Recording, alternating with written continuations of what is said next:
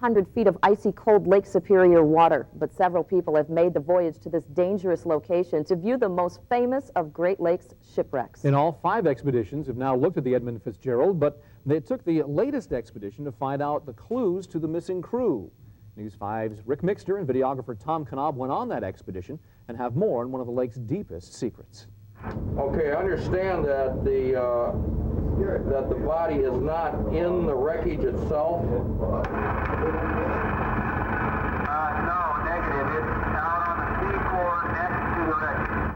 Finding the first clue as to the whereabouts of the Fitzgerald's crew was a mixed emotion for the members of Expedition 94. There was sorrow, but also a sense of achievement. After all, no trace of the 29 men has been seen in 20 years. That is unbelievable. Why weren't you expecting that? There's 29 people on that ship. Well, because previous investigations to the Fitzgerald had never revealed any bodies, or really never, not a lot of personal effects. They looked into crew's quarters, they looked into companionways, they looked into hallways, they looked into every opening that they could and never saw any indication of a crew member. 2 guest passengers actually made the discovery near the bow section of the wreck. Jack Purvis and his son Scott say the adventure was unforgettable. We've discussed it, and in fact, Scott was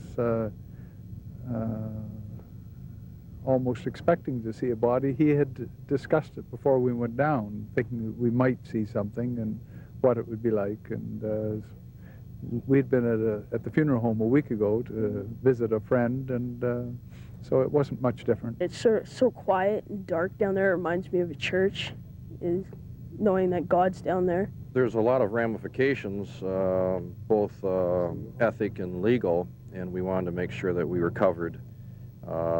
From the early inception of this project, it's been one that had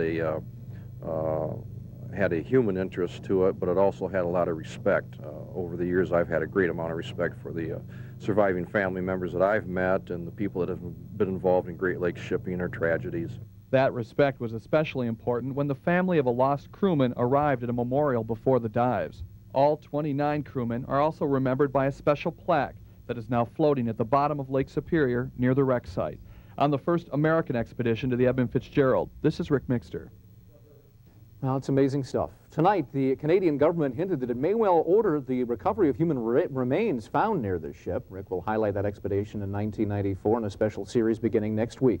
You'll see exclusive video from the wreck beginning on Monday. And, you know, that's one of those things that many people have been talking about, the famous song that went along with that. Exactly. And I think that a lot of people will be interested to see that when it does indeed come along. I would imagine that would have just been a wild experience to